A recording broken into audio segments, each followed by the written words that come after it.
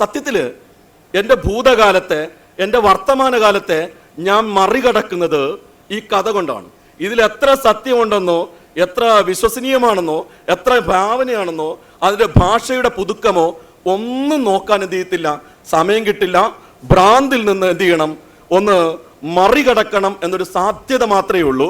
സത്യത്തിൽ എനിക്ക് ഈ വിഷയം തന്നപ്പോൾ മനസ്സിലായത്, രതീഷ് എങ്ങനെ കാലത്തെ മറികടക്കുന്നു. ഇനി ഭൂതകാലം കഴിഞ്ഞു, വർത്തമാനകാലം കഴിഞ്ഞു, ഭാവി കാലത്തെ ഞാൻ മറികടക്കാൻ ഉദ്ദേശിക്കുന്നത് കാരൂരിൻ്റെ ഉതുപ്പാന്റെ കിണറ് പോലെ ഒരു കഥ എഴുതി മരിച്ചു പോകുന്നതാണ് എൻ്റെ ഭാവി കാലത്തെ. ഇപ്പോൾ CV ശ്രീരാമൻ്റെ കഥ പറഞ്ഞതുപോലെ കാലത്തെ മറികടക്കാൻ ഉദ്ദേശിക്കുന്നത് കാരൂരിൻ്റെ പോലെ ഉതുപ്പാന്റെ കിണറ് പോലെ സുന്ദരമായ ഒരു കഥ എഴുതുക, മറികടക്കുക. ഇങ്ങനെയാണ് എൻ്റെ ഭാവനയും എൻ്റെ കാലവും എൻ്റെ കഥയിൽ കടന്നു വരുന്ന രീതി.